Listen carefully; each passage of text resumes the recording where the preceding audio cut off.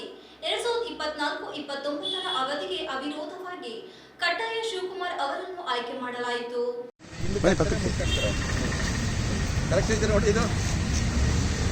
ಇಲ್ಲ, ಉಲ್ಟಾ ಆಯ್ತು.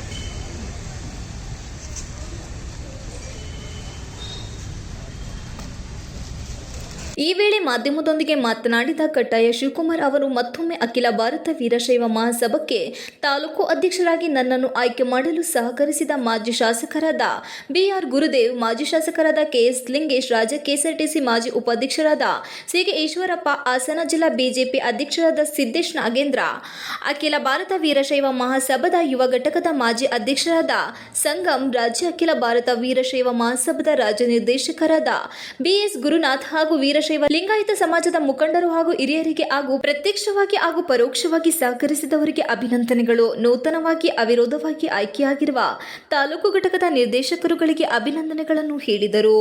ನಿರ್ದೇಶಕರಾಗಿ Hemesh HV, Hemanth Kumar, Kumaraswamy CS, Dharmashettalli, Kiran Kumar Hosamani, Manju TS, TP Nagaraj, Lokesh Mayuri, Rajashekhar Murthy, MV, Darshan BS, Dilip, Madan, Mithun, Latha MR, Leela MS, Chandini Bhushan, Sujatha Raj, Savithramma, Vedavathi, Mallikarjuna ಇವರು ಅವಿರೋಧವಾಗಿ ಹಾಸನ ತಾಲೂಕು ಅಖಿಲ ಭಾರತ ವೀರಶೈವ ಮಹಾಸಭಾಕ್ಕೆ ಆಯ್ಕೆಯಾಗಿದ್ದಾರೆ ಎಂದು ಹೇಳಿದರು.